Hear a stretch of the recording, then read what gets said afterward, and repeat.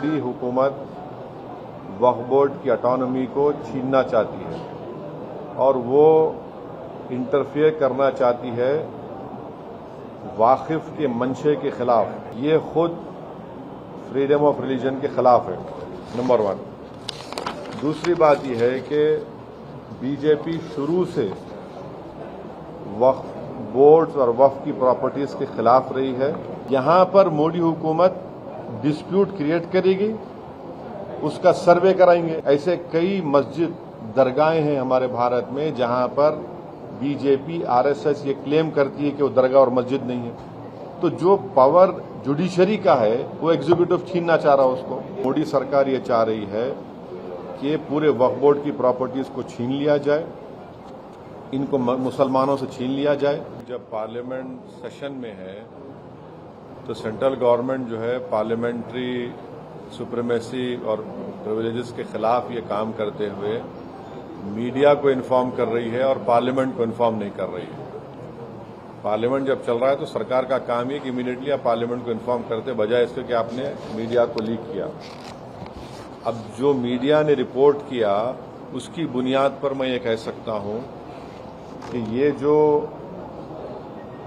Propose amendments है, जो media में जो लिखा गया है, वो इस बात को बताता है कि मोदी हुकूमत वक्फ बोर्ड की ऑटोनॉमी को छीनना चाहती है और वो इंटरफेयर करना चाहती है वाकिफ के मंशे के खिलाफ कि किस तरह से उस वक्फ की प्रॉपर्टी को चलाया जाए। और ये खुद फ्रीडम ऑफ रिलीजन के खिलाफ है, नंबर 1। दूसरी बात यह है कि बीजेपी शुरू से वक्फ बोर्ड्स और वक्फ की प्रॉपर्टीज के खिलाफ रही है और इनका एक हिंदुत्व का एजेंडा है, आरएसएस का एजेंडा है कि वो शुरू से वक्फ प्रॉपर्टीज को और वक्फ बोर्ड को खत्म करने की कोशिशें करती रही हैं। तीसरी बात यह है कि अब जो मीडिया के रिपोर्ट्स के ऊपर मैं अपना ये रिएक्शन दे रहा हूं कि एक बार किसी प्रॉपर्टी को वक्फ डिक्लेयर कर दिया गया तो हमेशा वक्फ रहता है। तो वक्फ एक्ट जो है 54 का है और 96 का है, जो 96 के एक्ट तो 2013 में अमेंड किया गया। वो सर्वे कमिश्नर को पावर्स देता है और सर्वे कमिश्नर को अपॉइंट कौन करती है? State government. तो सर्वे कमिश्नर वक्फ प्रॉपर्टीज आइडेंटिफाई करता, उसके बाद लिस्ट ऑफ वक्फ प्रिपेयर होती है सर्वे कमिश्नर की तरफ से, और वो सर्वे कमिश्नर जो स्टेट गवर्नमेंट का अपॉइंटी है उसको स्टेट गवर्नमेंट को भिजाता और state government gazette notification issue करती है। तो गजीट नोटिफिकेशन खुद एक ऑफिशियल एक्ट है और अगर गजीट नोटिफिकेशन 1 साल तक चैलेंज नहीं होती तो वो फाइनल हो जाती है और नेचर ऑफ वक्फ हो जाता है। इसको ये लोग चेंज करना चाहते हैं, यानी जो पहले से वक्फ हो चुकी हैं प्रॉपर्टीज, अब दोबारा उनको स्टैब्लिश करना पड़ेगा कि ये वक्फ है। ये इम्पॉसिबिलिटी है। दूसरी बात यह है कि गजीट का जो कंक्लूसिव नेचर है उसको आप डाइल्यूट करना चाह रहे हैं। मानिए अब कई लोग वक्फ की प्रॉपर्टीज में एंक्रोचर्स है, इलीगल तरीके से वहां पर है, तो इनको एक मौका मिल जाएगा कि वो वक्फ प्रॉपर्टीज को बोलेंगे कि हमारी प्रॉपर्टी प्राइवेट वक्फ की प्रॉपर्टी नहीं है। और कोई भी प्रॉपर्टी में ये झगड़े होते कहीं ना कहीं, तो उसको एक एंक्रोचर्स को एक मौका मिल जाएगा। तीसरा न्यूज रिपोर्ट ये बोलता है कि अमेंडमेंट इन एस्टैब्लिशमेंट और कंपोजिशन ऑफ वक्फ बोर्ड। तो ये एक्ट खुद ये बोलता है कि हर स्टेट में एक वक्फ बोर्ड होना चाहिए और बोर्ड रिस्पॉन्सिबल होगा उसके एडमिनिस्ट्रेशन और मैनेजमेंट ऑफ वक्फ प्रॉपर्टीज के लिए। अब अगर आप अमेंडमेंट करेंगे एस्टैब्लिशमेंट एंड कंपोजिशन ऑफ वक्फ बोर्ड में तो एक एडमिनिस्ट्रेटिव क्योस होगा, loss of autonomy Waqf board का होगा और ये गवर्नमेंट का जो कंट्रोल है वक्फ बोर्ड के ऊपर, गवर्नमेंट का कंट्रोल बढ़ेगा तो वक्फ के इंडिपेंडेंस पे एक बहुत बड़ा असर पड़ेगा। चौथी बात उसमें यह है कि वक्फ ट्रिब्यूनल्स है। अब ये जो मीडिया रिपोर्ट ये बोल रहा है कि गवर्नमेंट इन ट्राइब्यूनल्स को डाइल्यूट करना चाहती है अब ये ट्राइब्यूनल्स के पावर्स को आप डाइल्यूट कर देंगे तो फिर ये केसेस का क्या होगा, इनएफेक्टिव इन्फोर्समेंट होगा। पांचवी बात जो मीडिया रिपोर्ट्स के ऊपर मैं बोल रहा हूं आपको, इसमें लिखा गया कि अगर कोई डिस्प्यूटेड प्रॉपर्टी है तो डिस्प्यूटेड प्रॉपर्टी का ये लोग बोलेंगे नहीं प्रॉपर्टी डिस्प्यूटेड है, इसका सर्वे हम कराएंगे।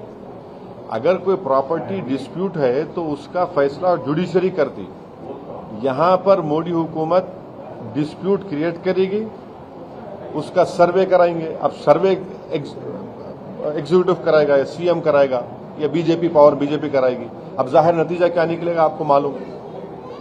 तो ये भी एक तरीका है उस डिस्प्यूटेड प्रॉपर्टीज को डिस्प्यूट बनाना, पहले फिर सर्वे कराना उसका, और सर्वे में रिपोर्ट लिख देना कि नहीं ये वक्फ नहीं है। ऐसे कई मस्जिद दरगाहें हैं हमारे भारत में जहां पर बीजेपी आरएसएस ये क्लेम करती है कि वो दरगाह और मस्जिद नहीं है। तो जो पावर जुडिशरी का है वो एग्जीक्यूटिव छीनना चाह रहा है उसको। और एक बात जो मीडिया रिपोर्ट्स के मालूम ये हो रही है कि अब कोई कब्जा करके इंक्रोचर है तो वक्फ बोर्ड को पावर है, उसके पावर्स को अगर आप छीन लेंगे तो फिर पूरा ये तो लॉस होगा वक्फ प्रॉपर्टीज का।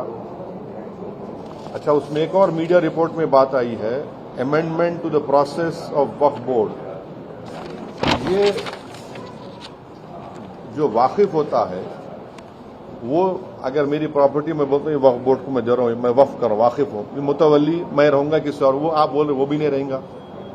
तो बेसिकली ऑल इन ऑल ये जो है ये पूरे इस तरह का, अगर ये मीडिया रिपोर्ट सही है तो मोदी सरकार ये चाह रही है कि पूरे वक्फ बोर्ड की प्रॉपर्टीज को छीन लिया जाए, इनको मुसलमानों से छीन लिया जाए। और वो थ्रेटन कर रहे हैं वक्फ की प्रॉपर्टीज का जो कंट्रोल है वक्फ बोर्ड्स के ऊपर, ताकि उसमें तमाम लीगल एम्बिग्यूटीज पैदा हो जाना और इससे और वक्फ की प्रॉपर्टीज का नुकसान होगा। तो अब ये कंप्लीट सिस्टम को जब ये लोग अगर मीडिया रिपोर्ट्स सही है चेंज करना चाह रहे हैं, उसमें कुछ ये करना चाहे तो कोई भी आगे बढ़कर प्रॉपर्टीज को वक्फ नहीं करेगा। और आप देखेंगे कि कई मुसलमानों के मस्जिदें हैं, दरगाहें हैं जहां पर हिंदुत्व की ऑर्गेनाइजेशन आरएसएस बोलती कि नहीं है वो। तो ये अमेंडमेंट्स आने का मकसद एक ही है कि एक तो वक्फ प्रॉपर्टीज को छीन लिया जाए, दूसरा फ्रीडम ऑफ रिलीजन के खिलाफ काम कर रहे हैं, और डिस्प्यूट अगर है तो जुडिशरी डिसाइड करेगा, एग्जीक्यूटिव कैसा करेगा। तो ये चीजें हैं जिसका हम अपोज करते हैं इसको। श्रेष्ठ भारत पर खबरों से जुड़े रहने के लिए चैनल को सब्सक्राइब और लाइक करें, बेल आइकन दबाएं और देखते रहें श्रेष्ठ भारत।